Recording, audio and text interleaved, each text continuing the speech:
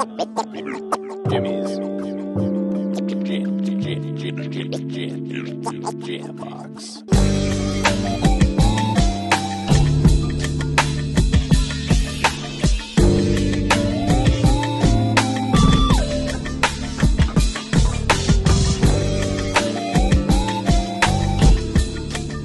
Keep jamming.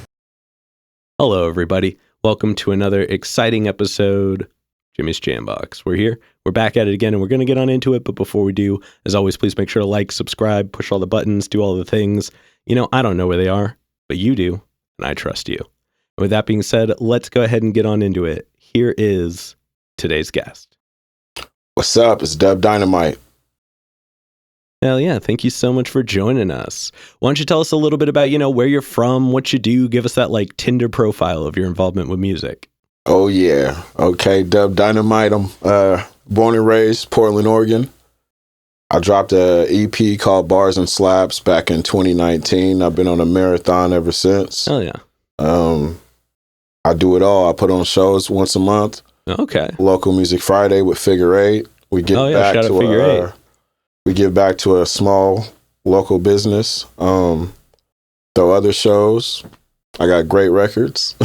I'm Dub Dynamite. Hell yeah. And what got you into music initially? My pops is from Barbados. Okay. And my mom always played music. So as a kid, I always, you name it, I listened to it. I thought I could dance, you know what I'm saying? Just certain videos and, just always waking up Sunday morning with the music. So just music is in me. Hell yeah. Hell yeah. And who were some of your early inspirations musically? Michael Jackson. I'll probably say Snoop Dogg, Criss Cross, Biggie, Wu-Tang. Oh yeah. As I grew, I just started changing, listening to other artists: Nas, AZ, Mac Dre, E40. Oh man, Tupac, all the quality stuff. Yeah. Oh yeah. So I feel like I can listen, I can rap any style because I've listened to every style there is. Mystical, Master P, I listen to everybody. Hell yeah. Oh yeah.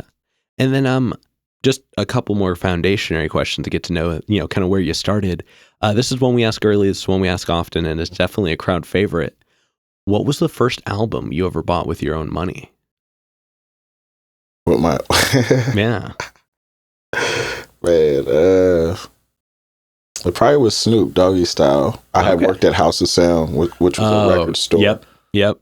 And I sometimes didn't have to buy him. The dude would just give me free albums. So when you say buy, I'm like, yeah, I was getting free albums. Fair. Fair.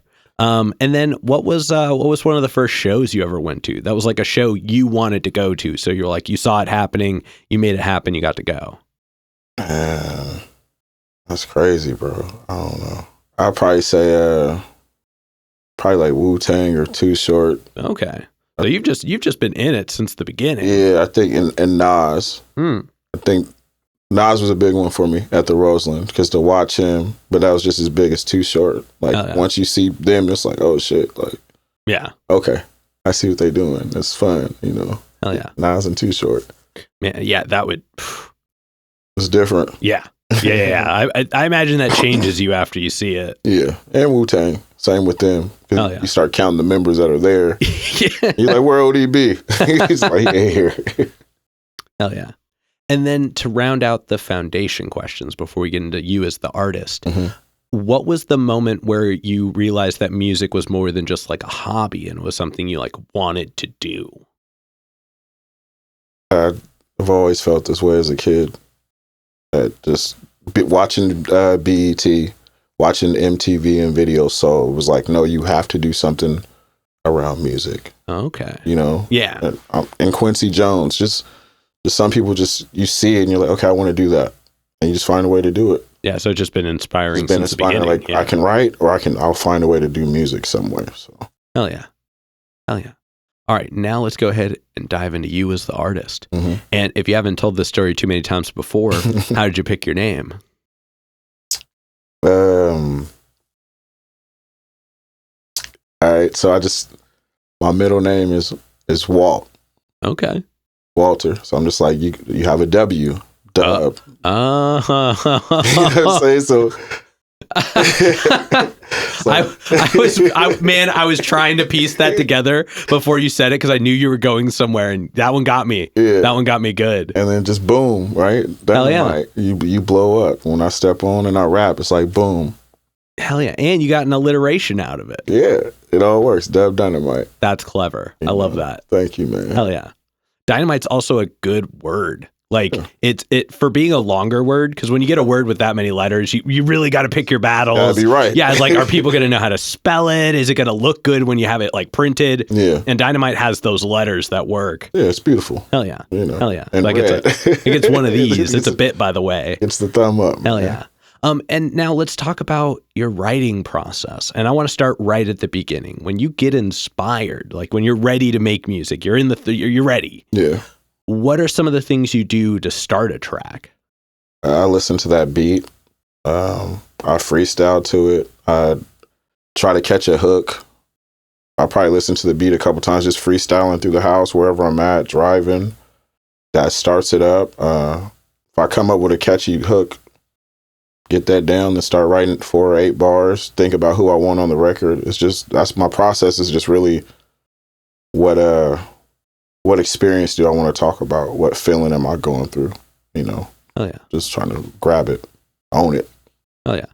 And then when is a song usually ready to perform? Like how long does it take you to get it from like starting it to being ready to put in front of people as a performance? Instantly, because I want to practice it. Okay. And that's the thing about us at the Give Back. We can always add our name, or we can just we can perform a new record. I got a song right now produced by Ill God, and we're counting on the hook. And I'll perform it, but I only perform the first verse. And people looking at me after I do the second hook like, there is none. Y'all gotta wait, you know? So it's just, for me, it's just practicing those new records. If I record it, I'm ready to put it out pretty much, but you gotta drop at a certain time. Yeah. And then when is a track usually ready to release as like a platform to release? When is it ready to put out? Currently, I probably dropped a record. I think I dropped a record early October. Mm-hmm. Just one. I'm gonna wait to drop because the Antelope Fisherman album we just dropped. So I'll drop something in December. Christmas came early too. You know, that's the next project. And you know, then I'll get on my run because it's a new year we got coming. So it's time to drop some videos. I got a song with Keek the Sneak. Oh yeah.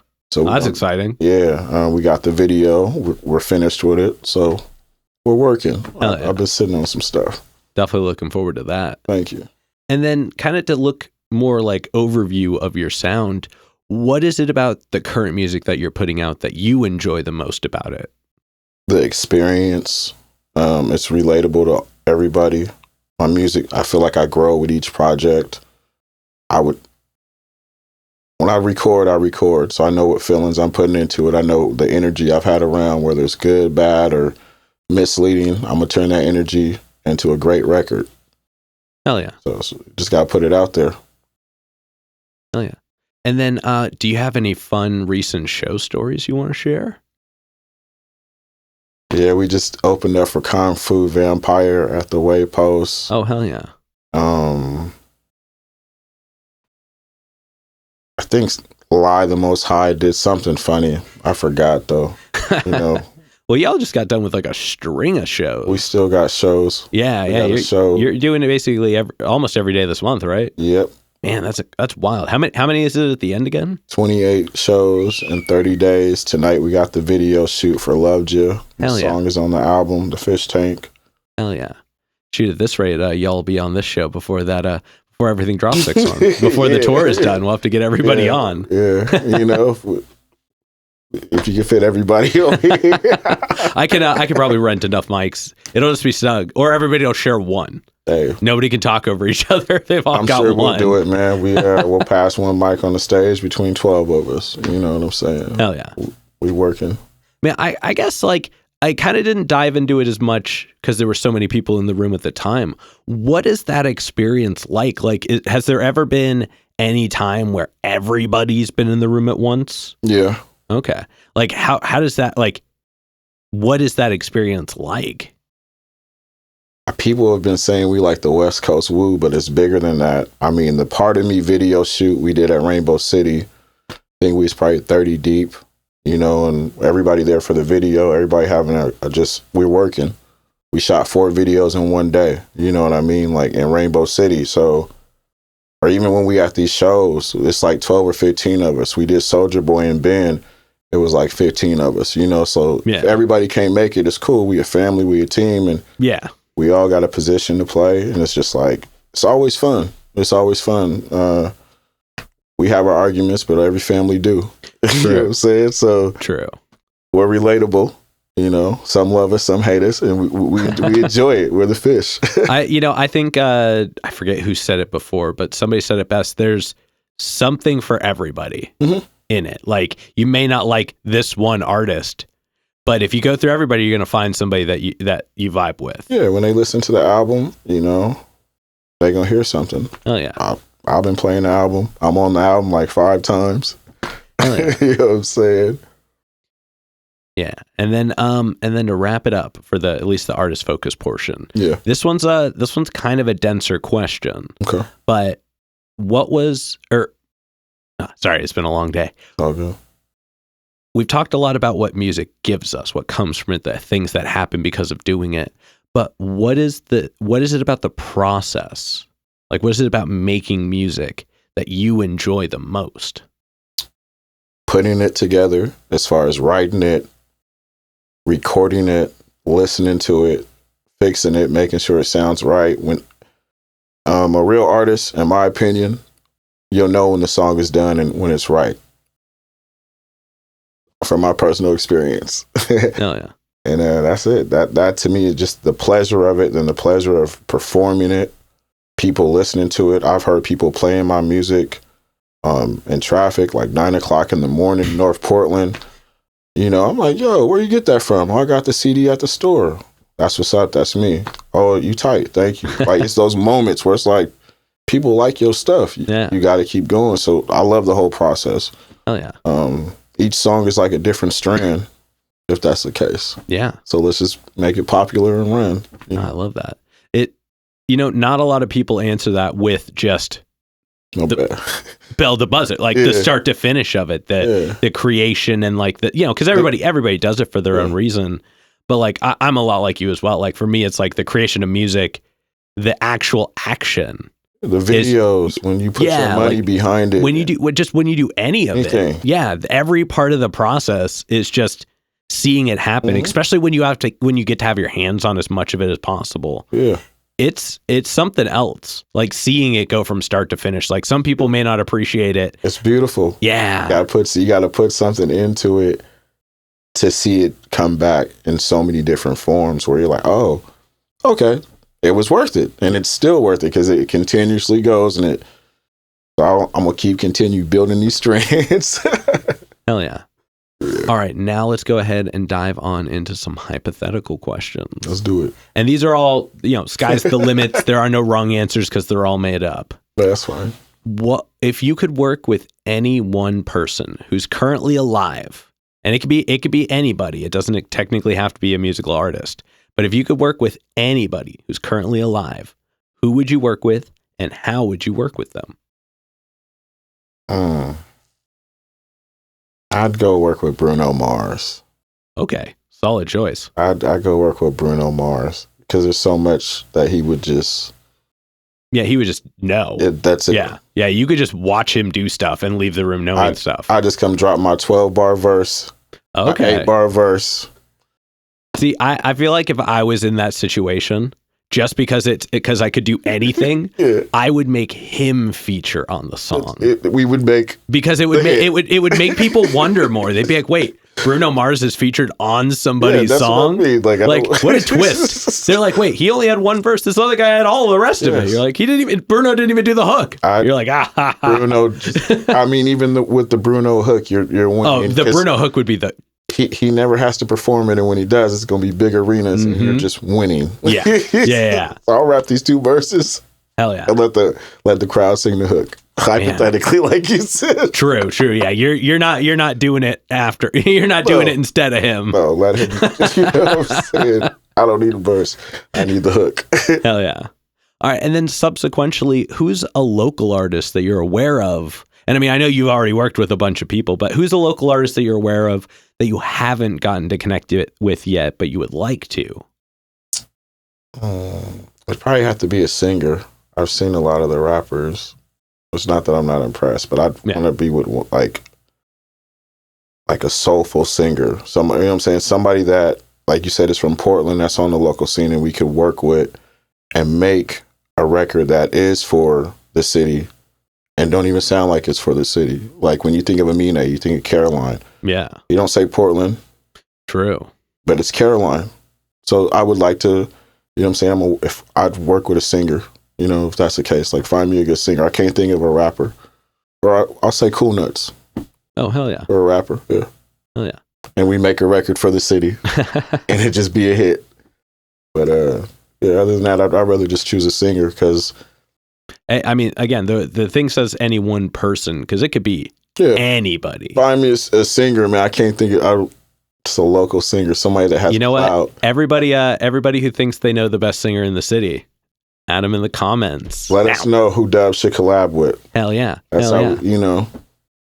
And then for this next one, like I said before, literally sky's the limits here. But if you could perform anywhere in the world, and you wouldn't have to worry about crowd access or power or building stability, guaranteed best show, but guaranteed best lineup, like guaranteed best everything. And it doesn't have to be a venue. It could be anywhere. First place that came to mind was Germany. Okay. So I just think if you do a show in another country, you've made it. True. I mean, you're going to make it in America. That's great. That's cool. It's part of the process. Like you say, the journey. But getting that passport stamp to go across and perform, you've done it. True. And if it's a show that like fills up, you know that you made it to that spot. That's opening up for A$AP Rocky, Future, or any modern day artist, Bruno Mars, and like, well, Dub got a 15-minute set. Hell yeah. It's part of the process, you know what I'm saying? So yeah, Germany, somewhere over there, you know, Paris, somewhere, you know. No, I feel that. Yeah. I'd want to host an episode of the show in the Louvre. Yeah. That'd be a cool spot. Yeah, it'd be cool. All right. And then this next one's fun. This is a newer question, so I've been feeling it out. If you could get an artist from oh my gosh, I messed that up already. If you could get an album from any one artist that doesn't make music anymore, they can be alive, they can be dead, they don't put out anything anymore. If you can get one more album from somebody, who would you want an album from? Andre 3000. Okay. I just think as an MC in my heart, The Love Below was a dope album. And as you say, one, I'm just going to say him. Oh, yeah. Yeah, because now you got me thinking about other people. No, I mean, there's obviously going to be a million answers once you crack the top. But Andre 3000 is a great option. Him or Mac Dre? Give me that. Fair. Yeah. Mac Dre. Yeah. I'll take that. Mac Dre over Andre. Andre's alive. True. We can still get that. He's sitting on it. But a dead person, I would take a Mac Dre album. Okay. Maybe I'll start splitting the question into alive and dead. Get one of each. Boom. All right. Future Jimmy, remember this. Oh, yeah. All right. And then to wrap up the hypothetical questions, if you could add one instrument into your act, what would it be? And would you want to be the one playing it, or would you want someone else to be playing it?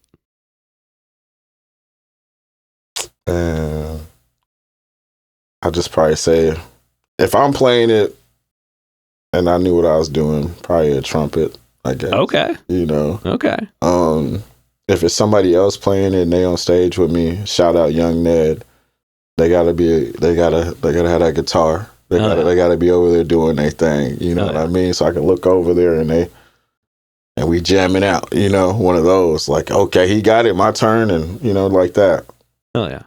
Yeah. I've always wanted a percussionist for the show. Yeah. Just somebody who can like just do little things on the end, add in those sounds when something funny said. You know what I mean? Like, and it just like never even give them anything electronic to like hit that makes sounds either. Strictly percussion. You need that. That's one coming day. too. Hey, if anybody wants to do it, comments. Yeah, it's only 4 to 9 times a week that we sit down for episodes. It'll be fine.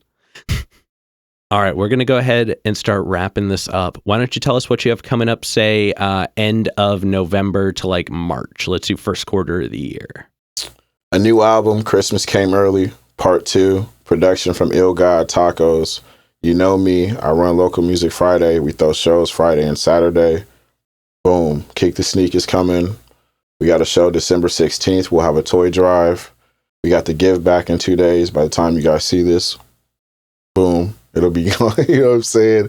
You know me, Dub Dynamite. I make great music. Y'all can find me on Instagram, TikTok, Facebook, all streaming platforms. I got new music coming. Like I said, a new single, Would Kick the Sneak.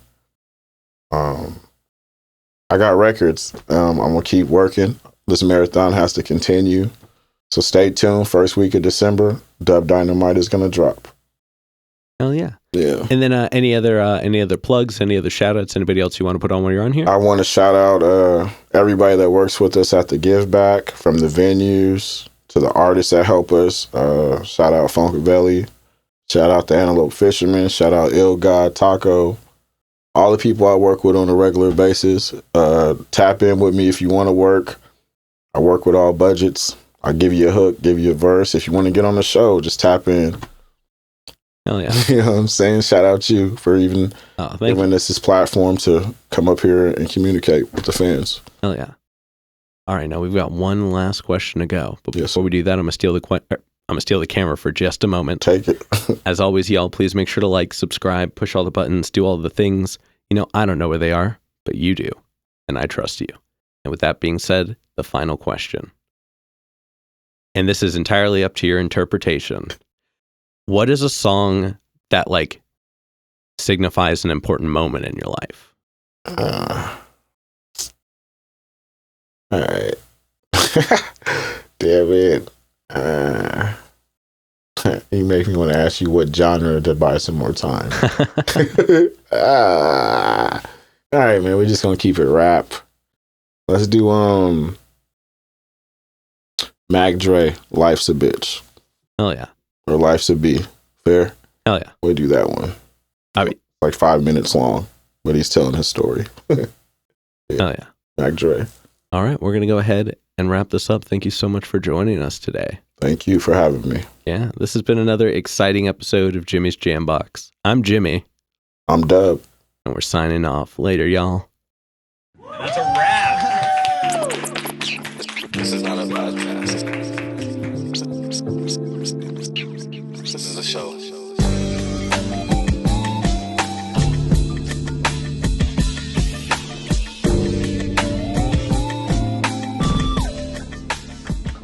Keep jamming.